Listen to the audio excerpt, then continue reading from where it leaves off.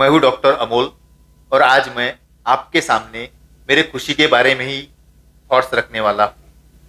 तो दुनिया में ऐसा कोई नहीं है कि जो किसी वक्त खुश हुआ ही ना। हर कोई खुशी जानता है और खुश हुआ हुआ है। सिर्फ प्रॉब्लम हमारा इतना है कि हम जो खुशी आती है उसको सस्टेन नहीं कर पाते, उसे सस्टेन नहीं रख पाते। तो हमारे लाइफ का मकसद अगर खुशी नहीं है तो और है क्या। हम सुबह से रात तक जो भी भागदौड़ करते हैं वो खुश रहने के लिए करते हैं, ताकि हम खुश रह पाए, हमारे हमारे साथ वाले खुश रह पाए। यही तो हमारा मकसद होता है। तो अब हमें सवाल आता है कि भाई ये खुशी हमारे इतनी स्पेशल चीज क्यों है। तो स्पेशल इसलिए है कि जब भी हम खुश होते हैं तो हमें सेफ महसूस होता है। जब भी हम खुश होते हैं तो हमें ऐसा लगता है कि हमें दूसरों से बहुत सारा प्यार मिल रहा है।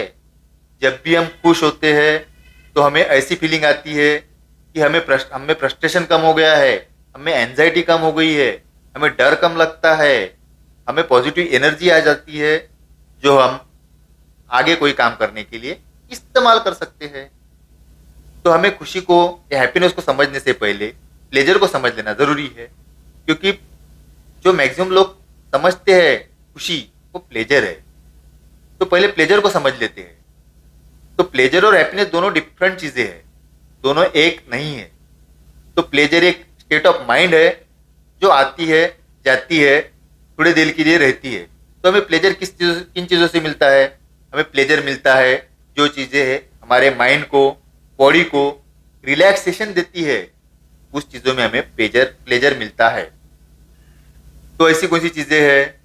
कोई किसी को पसंदीदा चीज़ खा के बोलो, किसी को कोई नशा करके बोलो, किसी को कोई वीडियो गेम प्ले करके बोलो, किसी को मूवी देख के बोलो, जो रिलैक्सेशन फील होता है उसे प्लेजर कहते हैं।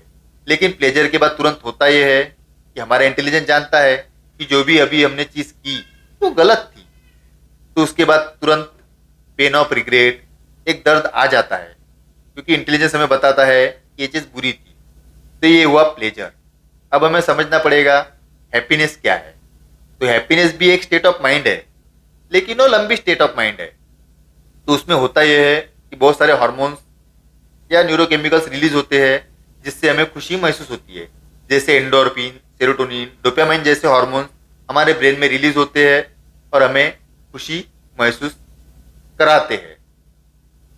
तो हर किसी की खुशी जो है वो अलग अलग होती है। किसी को पैसों में खुशी मिलती है, किसी को सक्सेस में खुशी मिलती है, किसी को पेंटिंग करके खुश होता है, तो कोई ड्राइंग करके खुश होता है, तो किसी को गाना गाना या म्यूजिक में खुशी मिलती है, जिसको नेचर से लगा हुआ है उसको नेचर में खुशी मिलती है। तो हर किसी की खुशी अलग अलग होती है। हर एक की खुशी एक ही डेफिनेशन में बांधना डिफिकल्ट काम है। तो हमें अब ये समझना पड़ेगा कि क्या कोई ऐसा भी तरीका है जिससे हम खुश रह पाए। इसके तरीके तो बहुत सारे हैं, लेकिन दो चार पॉइंट में बता देता हूँ। पहला है ग्रेटिट्यूडनेस, कि हमें ग्रेटिट्यूडनेस की लेवल होनी चाहिए। ऊपर वाले ने हमें जितना भी दिया है, आज हम जो भी है उसमें हमें खुश रहना पड़ेगा। हजारों चीज़ें हमारे साथ पॉजिटिव होती है, अच्छी चीज़ें होती है, उस पर हमें फोकस करना पड़ेगा, ताकि एक चीज़ जो नेगेटिव हो गई उसको हमें निगलेक्ट करना पड़ेगा। हमारे माइंड की कंडीशन ये है कि जब भी हमें मनचाहा मिलता है तो हम खुश होते हैं, और जब मनचाहा नहीं मिलता तो हम दुखी हो जाते हैं। ये माइंड की टेंडेंसी हमें बदलनी पड़ेगी और पॉजिटिव वे में सोच के और ग्रेटिट्यूडनेस लेवल रख के हमें खुश रहना पड़ेगा। दूसरी चीज़, हमें हमारे रिलेशनशिप पे काम करना पड़ेगा।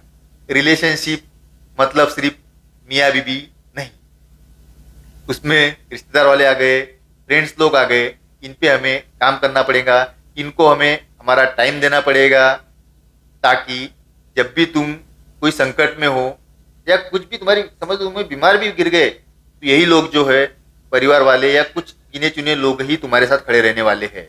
तुम्हारे लाखों फॉलोअर में से कोई तुम्हारे साथ खड़ा नहीं रहने वाला। इसलिए खुशी पाने के लिए रिलेशनशिप पे टाइम देना सबसे ज़रूरी है। खुद पे तो टाइम देना ही पड़ेगा, लेकिन रिलेशनशिप में भी टाइम देना पड़ेगा।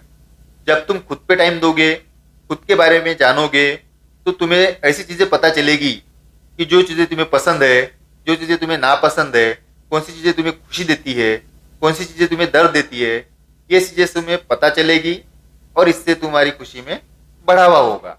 तीसरी चीज़, हमें हमारे हेल्थ पे काम करना पड़ेगा, हमें रेगुलर एक्सरसाइज करनी पड़ेगी। जो बंदा हेल्दी है वही तो खुश रह पाएगा ना।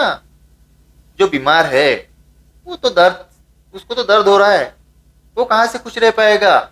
उसकी तो लगी पड़ी है, तो खुशी की तो बात ही नहीं आती उसके सामने, उसको तो सिर्फ दर्द ही दर्द दिखेगा। तो हेल्दी रहना सबसे इंपॉर्टेंट चीज़ है, कम नहीं है हेल्दी रहना।